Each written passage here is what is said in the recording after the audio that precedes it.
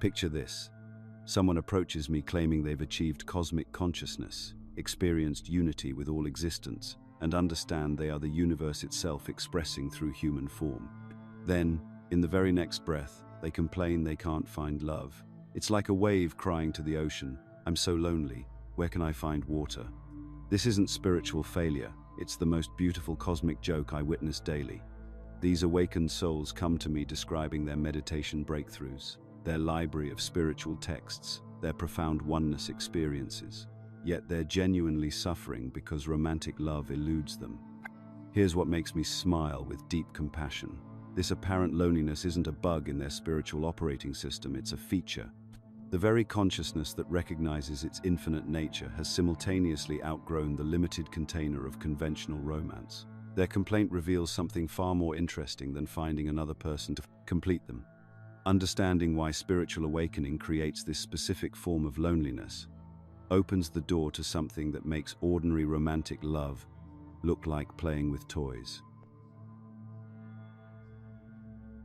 What Thoth reveals about modern romance will shatter every Disney fantasy you've ever held dear.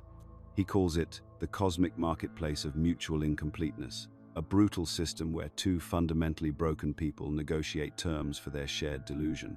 Think about the language we use around dating. We shop for partners. We create profiles showcasing our best features. We worry about being left on the shelf. We talk about someone being out of our league or a good catch. This isn't poetry. It's commerce. We've turned human connection into a sophisticated barter system where everyone's desperately trying to trade their manufactured persona for someone else's. The programming starts early and runs deep. From childhood, we're fed the narrative of incompleteness. You're my better half. I can't live without you. You complete me. These aren't romantic sentiments. They're admissions of psychological poverty. We're taught that we arrive in this world as defective goods, missing crucial components that only another person can provide. Thoth points to something even more disturbing, the performance anxiety that permeates every romantic interaction. Watch people preparing for dates, the careful curation of appearance, the rehearsal of conversation topics, the strategic timing of text responses. They're not preparing to meet another human being. They're preparing for a job interview where the position is romantic partner and the competition is fierce. I've observed this marketplace mentality in action. A successful lawyer told me she maintains separate wardrobes for different types of dates, casual for the creative types, sophisticated for the high earners, slightly edgy for the adventurous ones. She's literally shifting based on perceived market demand. When I asked who she actually was beneath all these presentations, she looked genuinely confused. The question had never occurred to her. The dating apps have simply digitized what was already happening. Swipe left, swipe right. It's window shopping with human faces. People craft their profiles like product advertisements, highlighting features and benefits, carefully omitting any flaws that might hurt their market value. The most successful profiles aren't the most authentic. They're the most strategically appealing to the broadest consumer base. But here's what Thoth identifies as the real tragedy. This system attracts exactly the wrong people to each other. Two incomplete individuals, both performing versions of themselves they think the market wants, enter into contracts based on mutual deception. They're not falling in love with each other. They're falling in love with carefully constructed marketing campaigns. The desperation underlying this entire enterprise is palpable. People would rather be in relationships that slowly suffocate their authentic selves than face the supposed horror of being alone. They'll compromise their values, suppress their interests, and abandon their dreams rather than risk being rejected by the market. The fear isn't really about being alone. It's about confronting the possibility that they might not actually know who they are when no one else is watching. This creates what Thoth calls the feedback loop of mutual validation. Each person in the relationship becomes responsible for confirming the other's market value. You're so handsome. You're so successful. I'm so lucky to have you. They're not expressing genuine appreciation. They're providing the constant reassurance needed to maintain their partner's psychological stability in a system that treats human worth as negotiable. The sexually awakened individual faces a unique challenge in this marketplace. They've recognized their inherent completeness, their fundamental wholeness as expressions of universal consciousness. But the dating pool is filled with people operating from scarcity, people who need a relationship to feel valuable, people who've never questioned whether the entire premise might be flawed. The psychological mechanisms that maintain this system run even deeper than what I can share here. The conditioning around romantic attachment touches on some of the most sensitive programming most people carry, which is why Thoth reserves his more detailed analysis for subscribers to our free Insights Academy newsletter. Those who join also receive a complimentary copy of the Kybalion for a limited time, containing additional perspectives on these universal principles. When spiritually awakened individuals attempt to participate in this transactional system, they face an impossible choice: either pretend to be incomplete to attract other incomplete people, or remain authentic and appear unavailable to those still operating from the scarcity model. They can't fake the desperate neediness that the marketplace interprets as romantic interest, because they've transcended the fundamental lie that they need someone else to be whole. The awakened person doesn't want to complete someone or be completed. They don't want to be needed in the desperate, clinging way that passes for love in our culture. They don't want to perform or be performed for. They want to meet another sovereign being and explore what becomes possible when two complete individuals choose to share their experience. But our culture has no framework for this kind of connection. We have no dating apps for people who don't need dates. We have no relationship advice for people who don't need relationships. We have no love songs about two whole people choosing each other from abundance rather than need. This is why the spiritually awakened often find themselves on the outside of the romantic marketplace, watching the frantic trading of incompleteness with a mixture of compassion and bewilderment. They've seen through the transaction masquerading as love, and there's no going back to unconscious participation in the mutual hypnosis of neediness. Listen, there's something deeply revealing about the language we use around romance, and once you notice it, you can't unsee it. We say people fall in love, not rise, not grow, not choose, they fall. Think about what falling implies. It's something that happens to you, isn't it? You're walking along, minding your own business, and suddenly gravity takes over. You lose your footing, lose control, and down you go. This isn't poetic accident. This is the most honest description we have of what most people experience as love. I remember watching a friend go through what everyone called a beautiful romance. Within days of meeting someone new, she stopped sleeping properly. She'd lie awake at 3 a.m., analyzing text messages like they were ancient scrolls containing the secrets of existence. Her appetite disappeared. She couldn't focus on work, couldn't hold normal conversations without steering them back to this person she barely knew. She was dizzy, distracted, operating in a constant state of low-level panic disguised as excitement. Her friends called it romantic.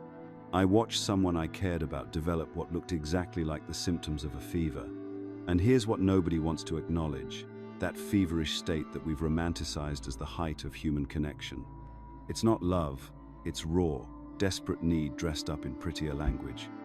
When someone falls like this, what they're really experiencing is the temporary relief of finding a potential solution to their deepest terror, the horror of being alone with themselves.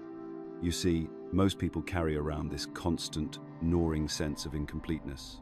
They've never learned to be comfortable in their own company, never developed a genuine relationship with their own consciousness. So when someone appears who might validate their existence, prove their worthiness, or distract them from their inner emptiness, the relief is so intense it feels transcendent. They mistake the end of their self-hatred for the beginning of love.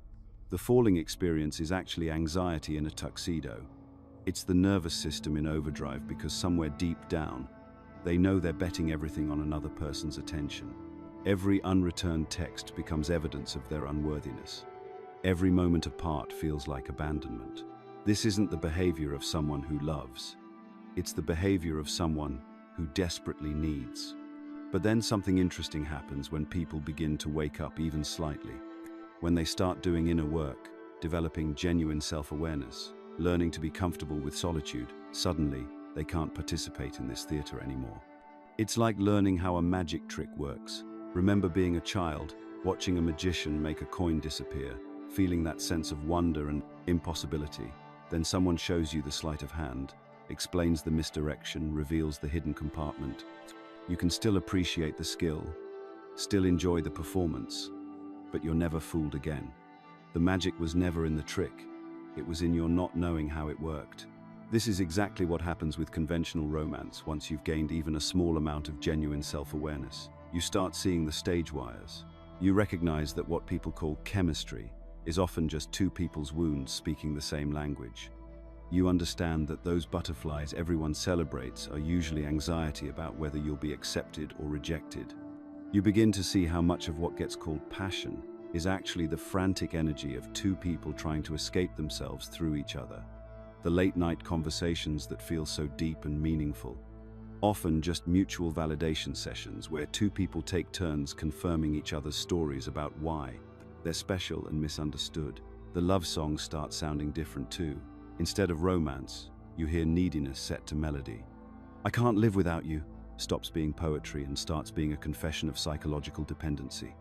"You complete me" reveals itself as someone admitting they're walking around as half a person, expecting another incomplete human being to somehow make them whole.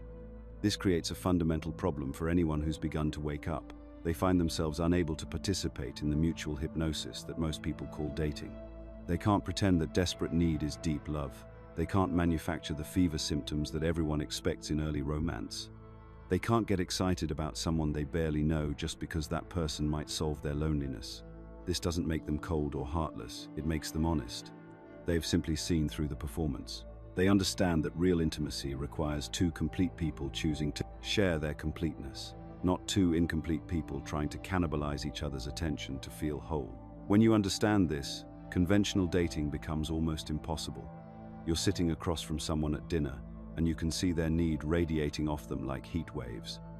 You can feel them scanning you, not to understand who you are, but to determine whether you'll be the solution to their inner emptiness. You recognize the questions they're asking aren't about genuine curiosity, they're market research to figure out how to position themselves to win your approval.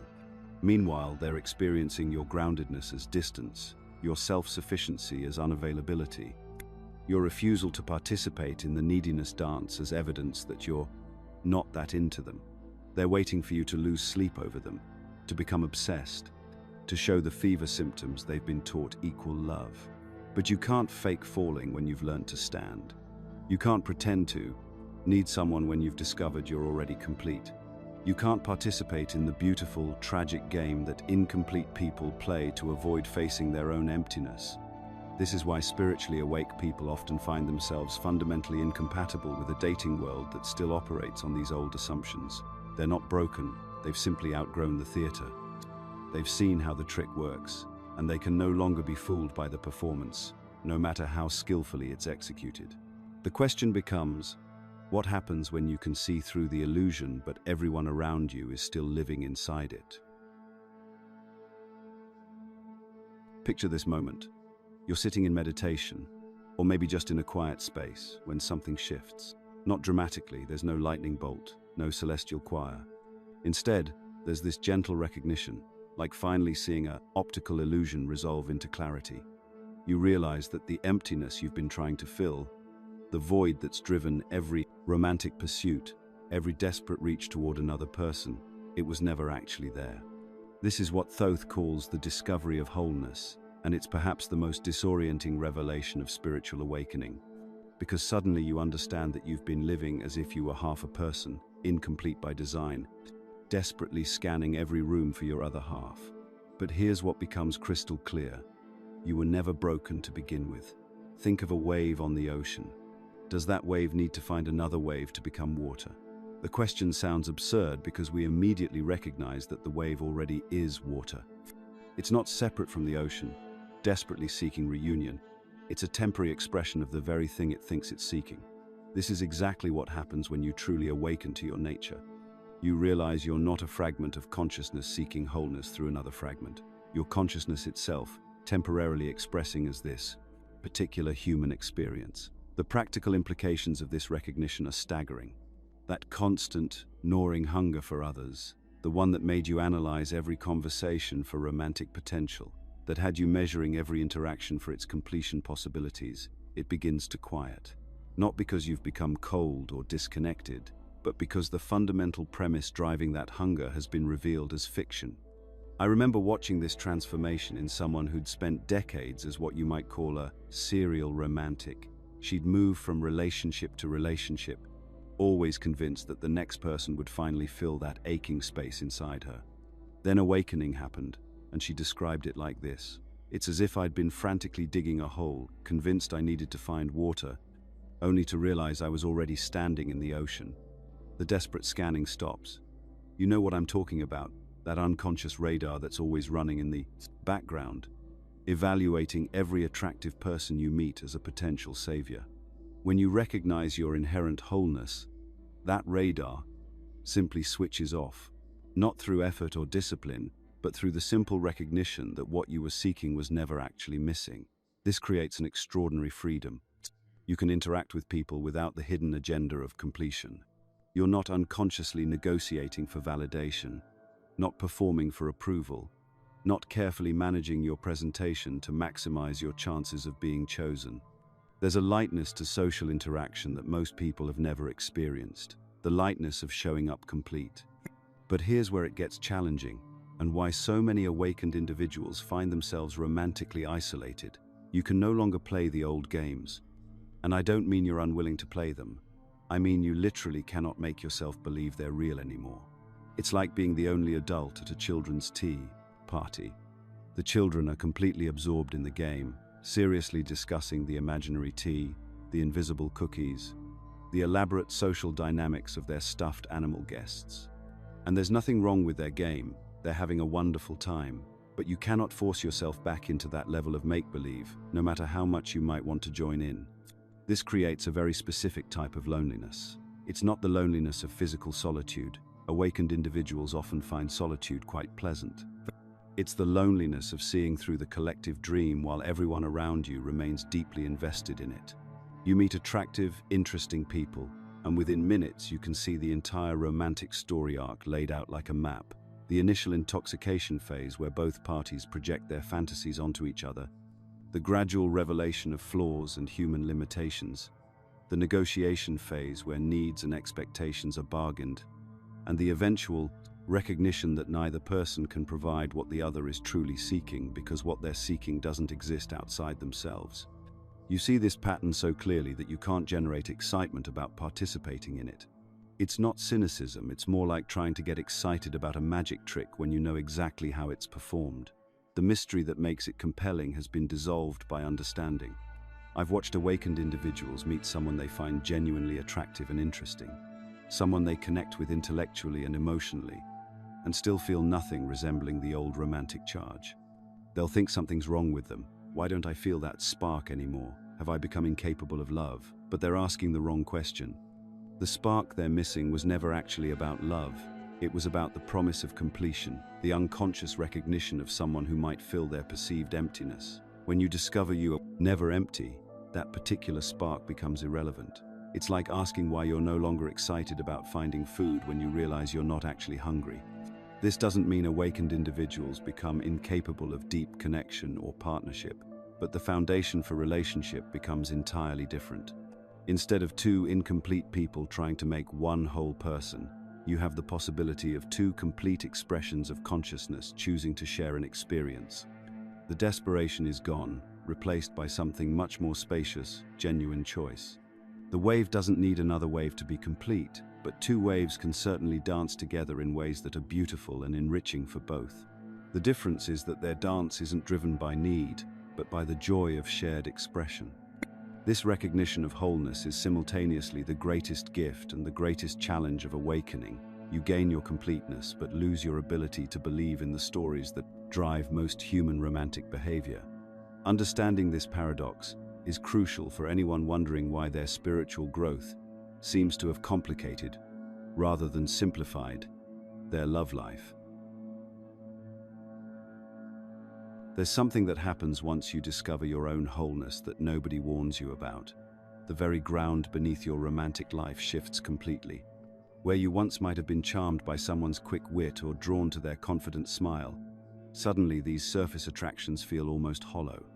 It's not that you've become cold or overly critical, it's that you've tasted something deeper. And now you can't pretend that small talk and shared Netflix preferences constitute real connection. This isn't about becoming picky for the sake of being difficult. When you've seen through the desperate game of seeking completion through another person, when you've realized that the aching void was always a story you told yourself, your entire framework for what constitutes meaningful connection transforms. You're no longer looking for someone to fill empty spaces because you've discovered those spaces were never actually empty. Instead, you find yourself searching for something that doesn't even have proper words in our conventional romantic vocabulary. What you're seeking now is someone who has also seen through the game, someone who knows their own wholeness, someone who isn't unconsciously trying to use you as their missing puzzle piece, just as you're no longer trying to use them as yours. This is the only way two people can actually meet as they are, not as fantasies, not as saviors, not as solutions to loneliness, but as two expressions of the same underlying reality recognizing itself. Think about what this means practically. You go on a date, and the conversation flows pleasantly enough. They're attractive, successful, kind to the waiter. But when you mention feeling overwhelmed by the performative nature of social media, they launch into strategies for building a better personal brand. When you share a moment of genuine vulnerability about questioning life's deeper meaning, they quickly redirect to lighter topics because discomfort with depth has been so normalized that most people flee from it instinctively. It's not their fault. Everyone played the game until they saw through it. Everyone sought their other half until they realized they were never half to begin with. Everyone built identity through relationships until they discovered who they were beneath all the building. But the reality remains. The field has narrowed dramatically. I remember talking to someone recently who seemed promising initially. We'd connected over books, shared similar values, even had that rare quality of being able to sit in comfortable silence together. But when I mentioned how liberating it felt to stop seeking validation through romantic conquest, to stop measuring my worth by whether someone wanted me, they looked at me with genuine confusion. "But isn't that the whole point?" they asked. "Finding someone who chooses you." They were still living in the old story where your value gets determined by external selection, where love is something that happens to you rather than something you consciously participate in. This is what I mean by the field narrowing, where once you might have had dozens of potential connections, now you need something incredibly rare, someone who has done their own work of seeing through the illusion of incompleteness. Someone who has discovered that they don't need saving, fixing, or completing. Someone who can engage with the deeper questions of existence without immediately retreating into comfortable distractions. The mathematics of this are sobering. Most people remain caught in what Thoth calls the old story, still seeking their other half, still building identity through relationship status, still playing the game with deadly seriousness. They're swiping through dating apps like they're shopping for the missing piece of themselves. They're having the same conversations about career goals and travel preferences, performing the same mating dances, following the same scripts that promise fulfillment through romantic acquisition. You can't blame them for this. The programming runs deep, and breaking free requires a kind of courage that most people haven't been forced to develop yet. But you also can't pretend compatibility exists where it fundamentally doesn't.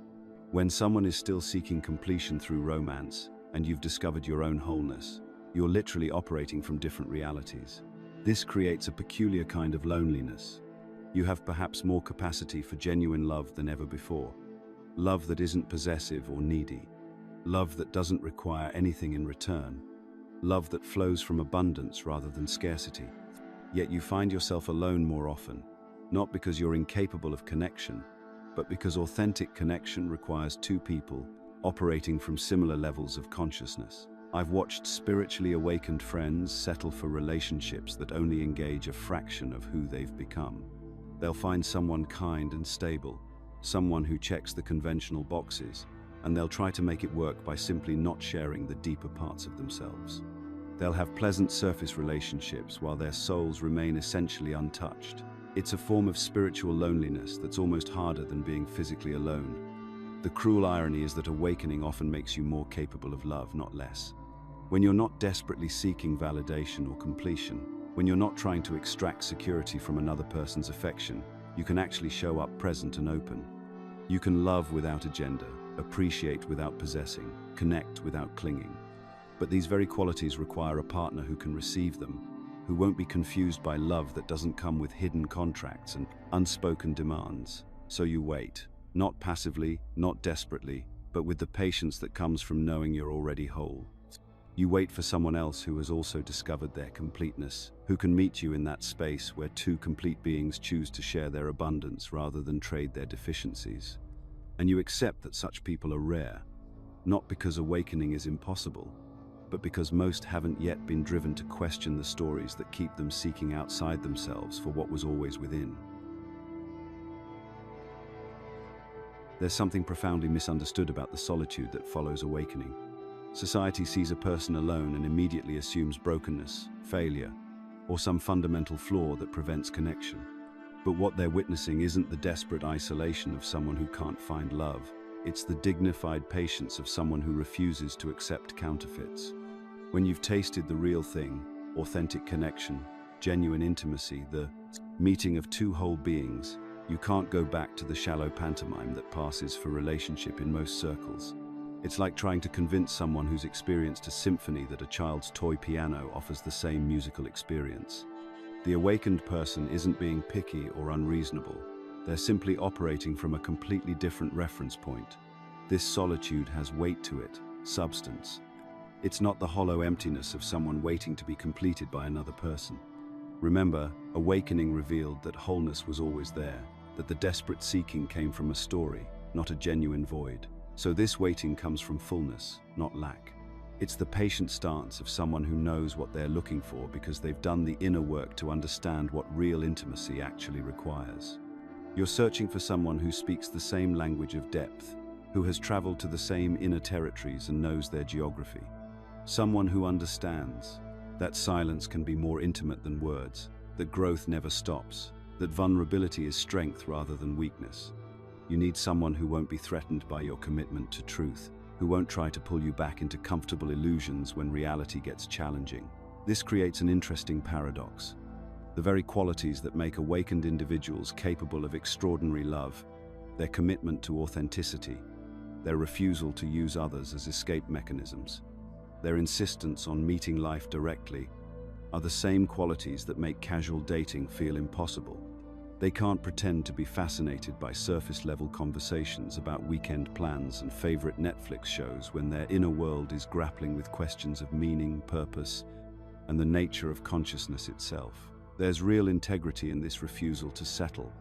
It would be so much easier to lower the standards, to accept someone who's good enough, to compromise on the deep compatibility that the soul craves. But awakening creates an internal compass that simply won't allow it. It's not stubbornness or perfectionism. It's the recognition that settling would be unfair to everyone involved. How do you build a life with someone when you're operating from completely different paradigms of what life is actually about? This doesn't mean the nights aren't difficult. There are moments when the silence feels heavy, when you wonder if awakening was actually a cosmic mistake. You watch friends navigate their relationships with all their familiar dramas and compromises, and there's a part of you that envies the simplicity. They can lose themselves in another person, use romance as distraction, create meaning through shared illusions.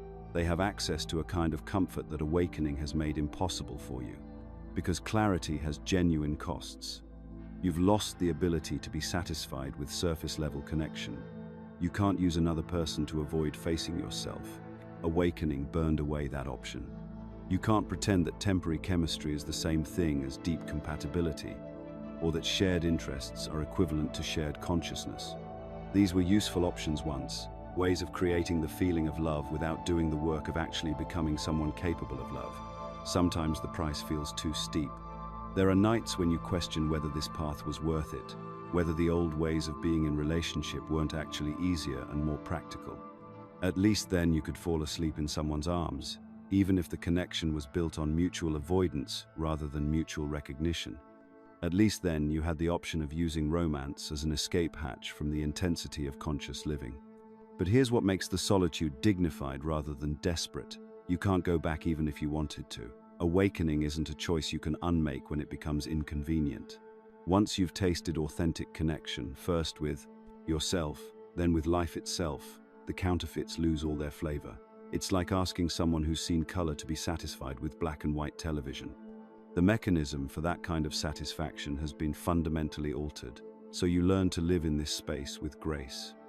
You continue growing, learning, exploring the depths of your own being without closing your heart or becoming cynical.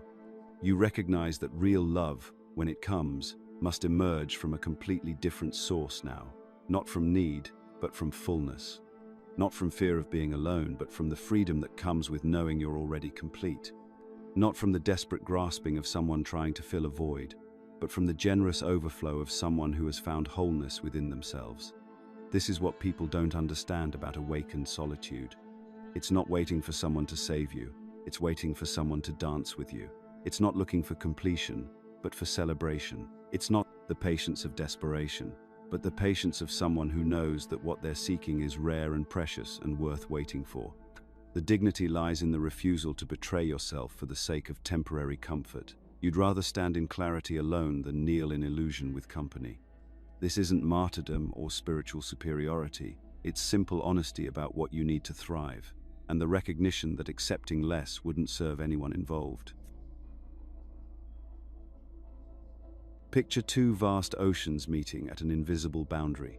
There's no crash of waves, no violent collision. Just the quiet recognition of depth, meeting depth, mystery, acknowledging mystery. This is what love looks like when it appears between two people who have already found themselves. Most of us have been conditioned to believe that love is about falling, losing control, tumbling into someone else's gravity, surrendering our center to another person. But awakened love doesn't fall. It recognizes. It's the moment when someone looks at you and sees not a potential solution to their loneliness, not a missing piece to complete their puzzle, but a fellow traveler who has walked similar paths through the wilderness of consciousness. The recognition is unmistakable. You're sitting across from someone, perhaps sharing a simple conversation about books or the way light moves through water, and suddenly you realize you're speaking the same language, not just the words, but the silence between them. There's no performance happening, no subtle negotiation about who will be what for whom. Just two complete beings choosing to share space, not because they need each other, but because the sharing itself is beautiful. This kind of love emerges from abundance, not scarcity. Both people have already done the hard work of becoming whole within themselves. They've learned to sit with their own darkness without demanding someone else illuminate it. They've discovered that their worth isn't determined by whether someone chooses them or leaves them. So when they come together, it's not to fill empty spaces, but to celebrate fullness, meeting fullness. The difference from conventional romance is staggering.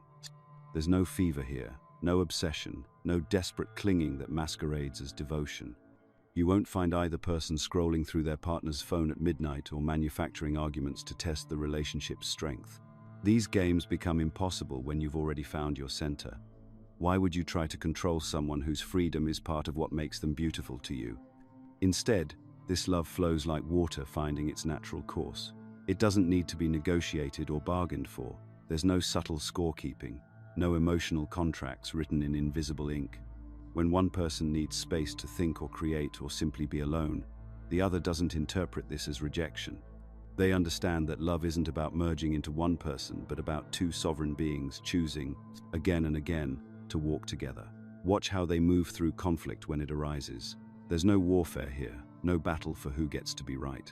They've both learned that being right matters far less than being true, so they can sit with difficult conversations without one person having to win and the other having to lose. They can disagree about important things without it threatening the foundation of what they've built together. The freedom in such relationships is breathtaking. Neither person is trying to reshape the other into their ideal partner. They fell in love with who this person actually is, not with their potential to become someone else. So there's no subtle pressure to change, no disappointed sighs when old patterns resurface, no project of mutual improvement disguised as caring. This love doesn't bind, it liberates. Each person becomes more themselves in the presence of the other, not less. Their individual growth doesn't threaten the relationship, it feeds it. They can pursue their own interests, maintain their own friendships, follow their own spiritual practices without having to justify or explain. The relationship becomes a sanctuary where authenticity is not just allowed but celebrated. But here's what you need to understand about such connections. They are extraordinarily rare. Most people spend entire lifetimes without meeting another human being who has done this level of inner work. You might encounter thousands of people who are kind, intelligent, attractive, successful, and still never meet someone who has genuinely awakened to themselves. The mathematics are sobering. If awakened people represent even 1% of the population, and that might be generous, then finding another awakened person who is also available, geographically accessible, and romantically compatible becomes a statistical improbability. You could live in a major city, meet hundreds of new people every year, and still never encounter this kind of connection. This is why making peace with solitude becomes essential. Not bitter resignation, but genuine peace with the possibility that you might walk this entire lifetime alone. Because once you've seen behind the curtain of unconscious relationships, once you understand how most romantic connections are really elaborate systems of mutual use, you can't unsee it. The costume no longer fits. You can't pretend to be fascinated by someone's career achievements when you're hungry for conversations about the nature of existence. You can't manufacture excitement about weekend getaways when what you really want is someone who understands why you sit in meditation every morning. The role of conventional partnership no longer convinces because you've tasted something deeper. Some awakened people try to go back. They convince themselves they're being too picky, too idealistic. They attempt relationships with people who are still asleep, thinking maybe they can bridge the gap through patience and love. But it's like trying to discuss poetry with someone who doesn't believe in metaphor. The fundamental language is different. So you find yourself in this strange position, open to love but unwilling to compromise your clarity for companionship, lonely sometimes, but not desperate, waiting, but not with the frantic energy of someone whose happiness depends on finding another person. You've learned that your wholeness doesn't depend on being chosen by someone else.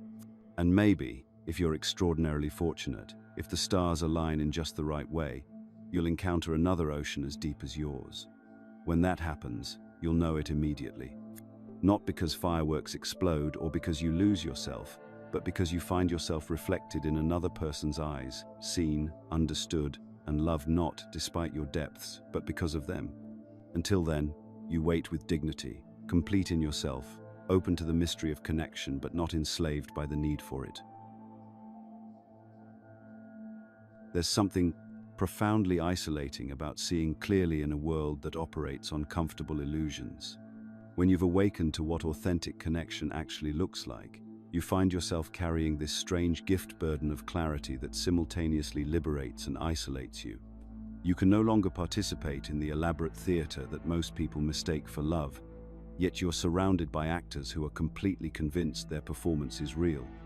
This clarity shows up in the smallest moments. You watch couples at dinner tables, scrolling their phones in practiced silence, and you see the quiet desperation they've learned to call companionship. You witness friends celebrating anniversaries of relationships built on mutual avoidance of themselves, and you can't unsee the emptiness they're toasting. You hear people describe their partners in terms of what they provide: security, status, distraction, validation, and you recognize the transaction they're calling romance. The awakened individual has tasted something different. They've experienced moments of genuine connection, perhaps with themselves, perhaps with another, perhaps with existence itself, and this taste has ruined them for counterfeits. They can no longer confuse need with love, hunger with passion, or attraction with devotion. They've stopped playing the game where two people use each other as elaborate escapes from their own company. This refusal to participate in collective self-deception comes with a price. You become unemployable in the economy of mutual neediness that drives most relationships. You can't offer yourself as a solution to someone else's emptiness, because you've learned that emptiness is actually sacred space, not a problem to be fixed. You can't promise to complete anyone because you understand that incompleteness is often just unlived wholeness waiting to be discovered. But here's where the gift reveals itself. In refusing to lose yourself in others, you gain the ability to find yourself in everything. The same clarity that makes you unemployable as someone's emotional crutch makes you available for something infinitely more real. You develop what the mystics called the eye of the heart, the capacity to recognize authentic connection when it appears, in whatever form it takes. This recognition often comes in unexpected packages. The awakened learn to see love not just in romantic partnerships, but in the way morning light touches their coffee cup, in conversations with strangers who suddenly become transparent, in moments of creative flow where the boundary between self and universe dissolves. They discover that the love they were seeking in another person was actually a quality of consciousness they could access directly. Yet this doesn't eliminate the longing for human connection, it refines it. the awakened still desire companionship, but they've become connoisseurs of authenticity. They know the difference between someone who wants to know them and someone who wants to use them. They can sense when they're being invited into genuine intimacy versus when they're being recruited for someone else's avoidance strategy. This discernment creates what I call sacred loneliness, a solitude that's not bitter or desperate but patient and dignified. The awakened would rather remain alone in truth than couple in illusion. They've learned that being lonely while authentic is infinitely preferable to being accompanied while false. They understand that settling for a time-filler relationship is actually more lonely than being physically alone because it requires abandoning yourself to maintain the connection. The uncertainty can be maddening. There's no guarantee that this something more will ever appear in human form. It may never come. It may arrive tomorrow. It may already be present in forms you haven't learned to recognize yet. The awakened individual learns to hold this uncertainty with grace, understanding that their fundamental completeness doesn't depend on external validation. This is perhaps the strangest gift of all, discovering that you are already whole. Not working toward wholeness or healing into completeness, but recognizing the wholeness that was never actually broken. This recognition changes everything about how you approach relationship. You stop looking for someone to fill your gaps and start looking for someone whose wholeness can dance with yours. The awakened carry this knowledge like a secret flame. They've tasted freedom from the desperate hunger that drives most human connection, and they know this freedom is more valuable than all the counterfeit romances combined. They've learned that real love doesn't diminish your solitude, it sanctifies it. Authentic partnership doesn't rescue you from yourself. It gives you permission to be more yourself than you ever imagined possible. This clarity becomes a compass. In a world where people mistake intensity for intimacy, drama for depth, and possession for love, the awakened individual navigates by different stars. They've learned to trust the quiet recognition over the loud attraction, the sustainable over the intoxicating, the real over the spectacular. The question becomes, are you willing to carry this gift, burden of clarity, knowing it may cost you the comfortable illusions that make most people feel less alone? Are you prepared to wait lifetimes for authenticity rather than settle for what's immediately available? Because once you've seen through the game, you can't unsee it. Once you've tasted real connection with yourself, with life, with the mystery of existence, you become unemployable in the economy of mutual neediness. And while this may make you strange in a world that runs on beautiful lies, it makes you available for something most people never even know they're missing. The awakened understand that their clarity is both their cross and their crown. They carry it not as burden but as responsibility to themselves, to truth, to the possibility that somewhere, someone else is also learning to see clearly in the dark. Here's the uncomfortable truth most spiritual teachers won't tell you. The love you're seeking doesn't exist. Not the way you think it does. Anyway, that romantic fairy tale, that perfect partnership, that completion through another person, it's all smoke and mirrors. But losing that illusion isn't a tragedy. It's the greatest liberation you'll ever experience. When awakening really takes hold, something profound shifts in how you understand love itself. The old transactional model, I give you this, you give me that, we both feel good about ourselves, becomes impossible to sustain. You start seeing through the elaborate dance of neediness that most people call romance. The constant negotiations, the unspoken contracts, the way affection gets parceled out based on behavior and performance. It all feels suddenly hollow, like watching actors who've forgotten their inner play. This creates a strange period where you're caught between worlds. You can't go back to the old way of loving. It feels too small, too conditional, too rooted in scarcity. But you haven't yet discovered what lies beyond it. Many awakening people get stuck here, thinking they're broken or incapable of love. They're not broken. They're just outgrowing the kindergarten version of connection. What emerges on the other side is something most people have never experienced: unconditional love. Not the greeting card version where you overlook someone's flaws, but something far more radical. Love that doesn't require another person to activate it. Love that exists independent of circumstances, responses, or reciprocation. Love that asks nothing while offering everything. This isn't a feeling you work up or an emotion you generate. It's a way of being that recognizes itself everywhere. When you touch this space, you realize love was never something you did, it's what you are. You're not the wave trying to find another wave to complete you. You're the ocean itself, temporarily pretending to be separate drops. The ancient Egyptians understood this distinction. In their mythology, the heart wasn't just an organ of emotion but the seat of truth itself. Ma'at's feather, used to weigh the heart after death, represented this unconditional love, not as sentiment but as fundamental reality.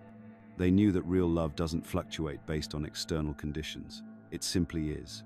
When you embody this understanding, relationships become something entirely different. You're no longer looking for someone to fill a void because you've discovered there was never a void to begin with. You're not seeking completion because you've recognized your inherent wholeness. You're not trying to get love because you've realized you are love. This transforms everything. You can engage with others without the desperate undertone of need. You can appreciate someone's presence without clinging to it. You can offer genuine care without keeping score. The relationship becomes play rather than survival, art rather than transaction. Think about children playing together. They're completely absorbed, totally present, giving everything to the game, but they're not attached to the outcome. When it's over, it's over. They don't carry grudges about who won or lost. They don't make the game mean something about their worth. They play fully and let go completely. This is what relationship becomes when you're rooted in unconditional love. Delightful when it happens, beautiful when it flows, but not necessary for your fundamental well-being. You can enjoy the performance without mistaking it for reality. You can engage without betting your peace on the outcome. You can love without needing to be loved back. The freedom this brings is staggering. You can finally be yourself without apology or pretense, because you're not trying to earn anything. You can speak truthfully because you're not afraid of losing what you never needed in the first place. You can give generously because your supply doesn't depend on external sources. Most people spend their entire lives trying to get love from others, not realizing they're looking in the wrong direction. It's like standing in front of a mirror, desperately trying to touch your reflection's hand instead of simply raising your own. The love you're seeking exists within you, as you, waiting not to be found, but to be recognized. This recognition changes your entire approach to connection. Instead of asking, "What can I get from this person?" you start wondering, "What wants to be expressed through this interaction?" Instead of calculating compatibility, you become curious about what wants to emerge. Instead of protecting yourself from disappointment, you open to whatever arises. When two people meet from this space, as we explored when oceans recognize each other, something magical happens. But here's the crucial point, that magic isn't necessary for your happiness. It's the cherry on top, not the sundae itself. The sundae is your own unconditional love, your own completeness, your own inherent wholeness. This vast, spacious freedom reveals itself as what you were seeking all along. Not in another person's arms, not in perfect circumstances, not in getting your needs met, but in the recognition of what you already are.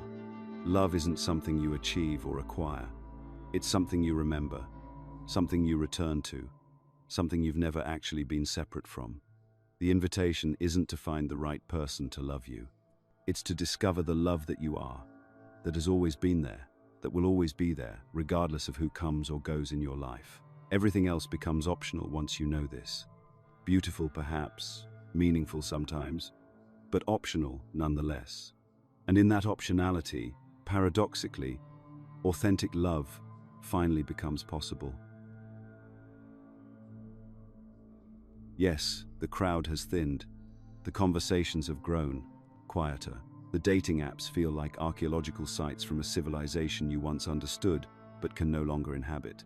This isn't some spiritual bypassing or romanticized narrative about being too evolved for love. It's the stark reality that once you've awakened to your own completeness, the entire game of seeking completion through another person becomes impossible to play with any authenticity. Some nights, the silence does feel heavy. You'll catch yourself wondering if this path demands too much, if those ordinary relationships you see around you might actually be easier.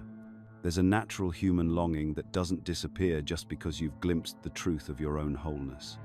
The difference is that now you recognize these feelings for what they are, waves moving through awareness rather than emergencies requiring immediate relationship solutions. The freedom that emerges from this recognition is unlike anything most people ever experience. It's the freedom to love without the desperate undertone of need, to connect without the clinging energy of incompleteness, to exist without apology or pretense about who you are or what you've discovered. This isn't the freedom of someone who's given up on love, it's the freedom of someone who's found it in the most fundamental way possible. When you've tasted your own essential nature as love itself, counterfeits lose all their appeal. Those relationship dynamics built on mutual neediness, ego validation, and unconscious projections suddenly seem as unappealing as fast food after you've discovered what real nourishment feels like. You can't unknow what you now know about the difference between authentic connection and elaborate arrangements of mutual dependency. This creates what appears to be an impossible situation. The very awakening that reveals love as your deepest nature also makes conventional relationship seeking feel hollow and contrived. You're caught between two worlds, no longer able to participate unconsciously in the relationship marketplace, but living in a culture where conscious connection remains rare and often misunderstood. The people who do resonate with your frequency become precious beyond measure, not because you need them to complete you, but because genuine recognition between awakened beings creates a field of shared understanding that's profoundly nourishing.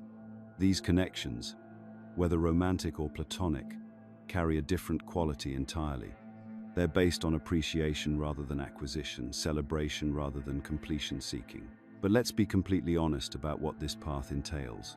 There will be Saturday nights when everyone else seems paired off in their various forms of unconscious togetherness, and you're sitting with the vast spaciousness of your own being, wondering if you've somehow chosen isolation over intimacy. These moments aren't spiritual failures. They're part of the human experience of awakening in a world where most people are still seeking externally what can only be found within. The gift hidden in these moments of apparent loneliness is the discovery that the love you thought you needed to find in another person was always present as your own deepest nature. Not as a concept or spiritual idea, but as the living reality of what you actually are beneath all the stories and seeking. This isn't consolation prize spirituality, it's the recognition that what you were truly seeking in all those relationships was never actually another person at all. When this recognition stabilizes, something remarkable happens. The desperate edge disappears from your relating. You can appreciate beauty without needing to possess it, enjoy connection without clinging to it, love deeply without the fear of loss that comes from believing your happiness depends on external circumstances. Everything becomes delightful play rather than desperate necessity. This doesn't mean you become emotionally unavailable or spiritually bypassed. If anything, you become more available for genuine intimacy because you're no longer bringing the hidden agenda of incompleteness to every interaction. People can feel this difference immediately, the absence of that subtle energetic grabbing that characterizes most human relating. The paradox is that by finding love within yourself, you actually become more attractive to others, not less. But by then, your motivation for connecting has fundamentally shifted.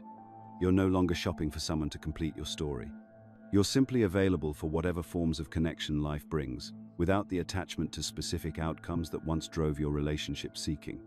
Some awakened individuals do find partners who match their frequency. Others discover that their path involves different forms of love and service. Both are perfectly valid expressions of awakening. The key insight is that your happiness and fulfillment no longer depend on which category you fall into. The ultimate freedom isn't freedom from relationship, it's freedom within relationship, or freedom within solitude. It's the recognition that love isn't something you find in another person, but something you are, something you bring to every moment and every interaction. This vast, spacious freedom reveals itself as what was truly sought all along, not in another person but within yourself, where it always resided. This is simultaneously awakening's price and its incomparable gift. The price is that conventional relationship seeking becomes impossible. The gift is that you discover what you were really looking for was never actually missing. Spiritually awake people can't find love in conventional ways because they've already found it in the ultimate way, as their own essential nature. If this video resonated with you and you recognize yourself in this description of awakening's relationship challenges and gifts, let us know by commenting, "I understood it."